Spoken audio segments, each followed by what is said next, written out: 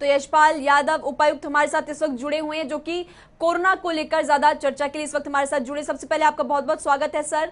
Corona को लेकर क्या कुछ जानकारी, इस वक्त मौजूदा हालात क्या कुछ है कोरोना के?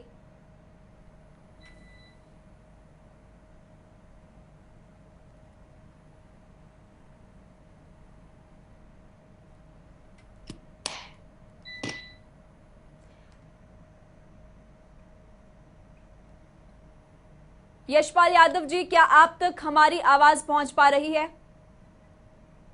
जी हाँ, बताइए जी प्लीज। जी सर, आपका स्वागत है जनता टीवी पर। आपसे सबसे पहले जानना चाहेंगे कि फरीदाबाद में इस वक्त कोरोना के मौजूदा हालात क्या है? आज के दिन हम बहुत तेजी के साथ सुधार कर रहे हैं। जी अगर कुल केसेस की बात करें तो कल 500 से कम हमारे केसेस थे। जी और पॉजिटिविटी रेट की बात करें तो 29 अप्रैल से 1 मई के बीच में ये लगभग 45-46% के आसपास थी। पिछले 4 दिन से ये 6% से कम है। तो लगातार हम सुधार कर रहे हैं। जी, सुधार कर रहे हैं। एक समय ऐसा था सर जब गुरुग्राम के बाद सेकंड नंबर पर सबसे ज्यादा जो केसेस थे वो फरीदाबाद से ही सामने आ रहे थे। कैसे इन आंकड़ों पर काबू पाया गया सर? लोगों की सहभागिता जब तक नहीं होती है, जब तक वो साथ मिलकर काम नहीं करते हैं, तब तक इस तरह की बीमारी को पार पाना थोड़ा मुश्किल होता है। तो दो तरह की हिरार्की थी। एक तरफ गवर्नमेंट की जो हिरार्की है, उसके ऑफिशियल ऑफिसर्स थे, वो लगातार काम कर रहे थे। दूसरी तरफ लोगों को भी इसमें साथ में जोड़ा गया। पूरे जिले को अलग अलग हिस्सों में बांटा गया। और जितने भी नए हर रोज पॉजिटिव केसेस आते हैं, उन सब लोगों से लगातार संपर्क करते हैं। जिनको होम आइसोलेशन में रहने की जरूरत है, उनको जिस तरह की मदद चाहिए, मेडिसिन और बाकी चीजें, वो प्रोवाइड करवाते हैं। जिनको हॉस्पिटल्स की या कोविड केयर सेंटर्स की या ऑक्सीजन बेड्स की जरूरत पड़े, वो प्रोवाइड करवाते हैं। तो इससे इसको रोकने में मदद मिली। इसके अलावा जो भी लोग इनके संपर्क में आते हैं, उन सब लोगों को की टेस्टिंग की जाती है।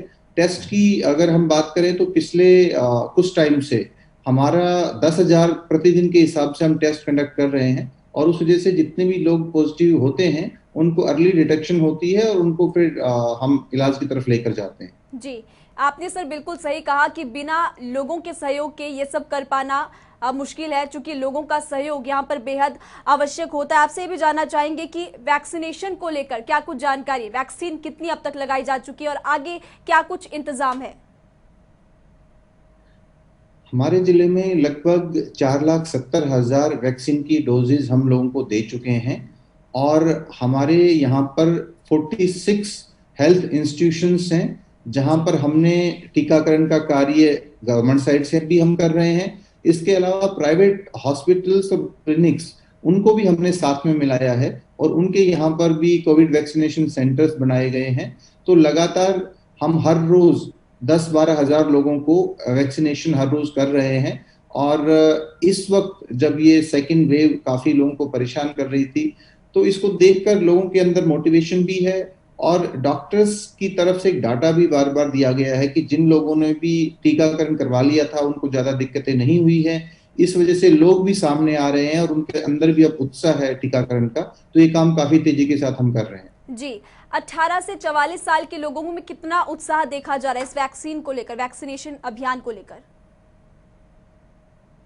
हमारे जो भी स्लॉट्स हम डेली बेसिस पर ऑनलाइन करते हैं, जी आप इस बात से अंदाजा इसका लगा सकते हैं कि 5 मिनट से पहले सारे स्लॉट्स बुक हो जाते हैं।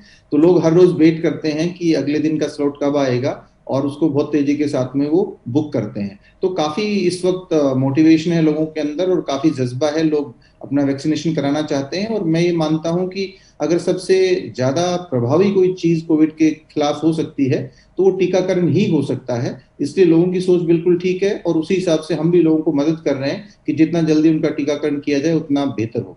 जी, आपने बिल्कुल सही कहा कि सबसे ज्यादा प्रभावी अगर कुछ है तो वो है वैक्सीन लगवाना। इसी के साथ साथ आपसे ये भी जानना चाहेंगे, चूंकि प्रदेश भर में लॉकडाउन लगाया गया है, तो लॉकडाउन का कितना असर फरीदाबाद में देखने को मिल रहा है सर?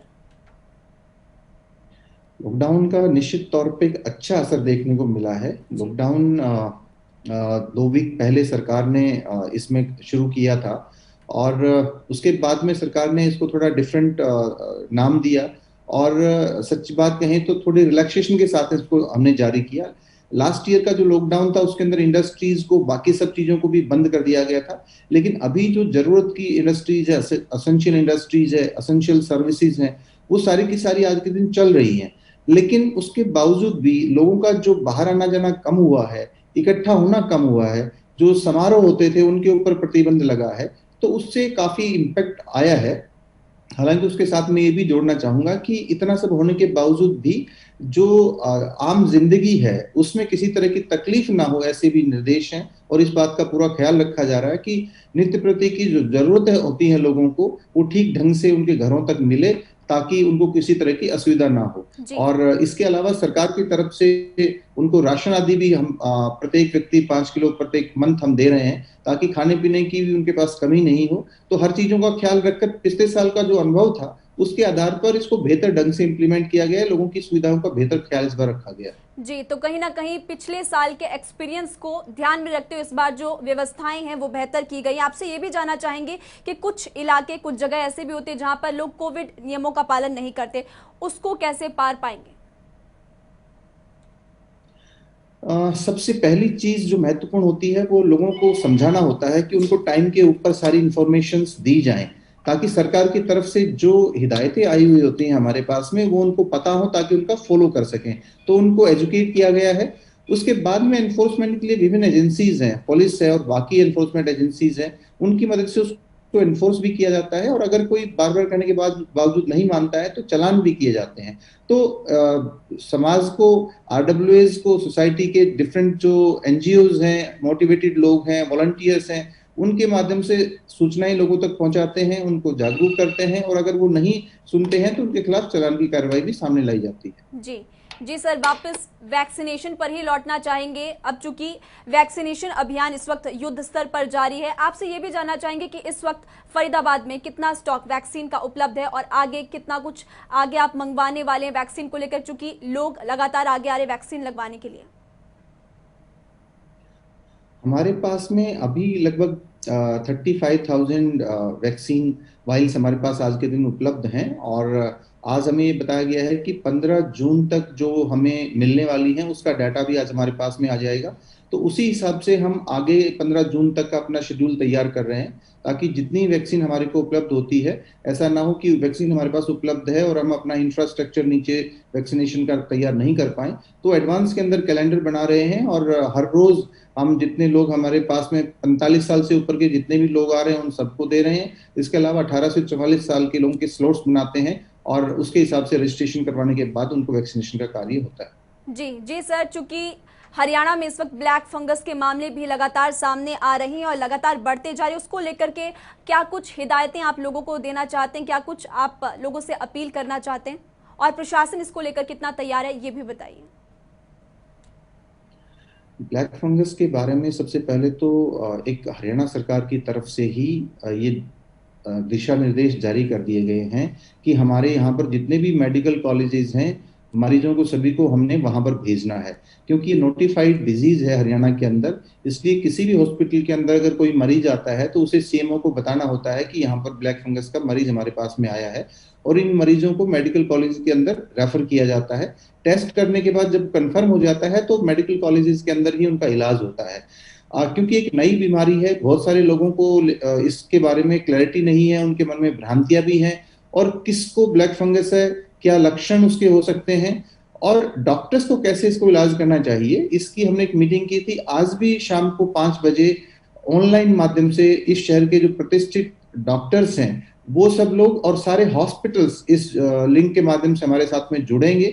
इसके ऊपर सभी लोग चर्चा करेंगे और हॉस्पिटल्स और मेडिकल कॉलेजेस मिलकर इस पर कैसे हम आगे बढ़ें उसके बारे में अपनी कार्य योजना बनाएंगे। और इसी के साथ साथ लोगों को भी उसके माध्यम से जागरूक किया जाएगा कि अगर उनको ऐसी परेशानी आती है तो किस तरह से वो मेडिकल कॉलेज के अंदर आ सकते हैं या किसी भी हॉस्पिटल के अंदर जा सकते हैं जहां उनका टेस्ट हो सकता है, और कंफर्मेशन के बाद में उनको मेडिकल कॉलेज में ले जाकर उनका इलाज करवाया जा सकता है। जी जैसे शुक्रिया आपका इस तमाम चर्चा के लिए। तो हमारे साथ उपायुक्त फरीदाबाद से यशपाल यादव जुड़े हुए थे, जिन्होंने तमाम जानकारी दी कि प्रशासन कितना तैयार है।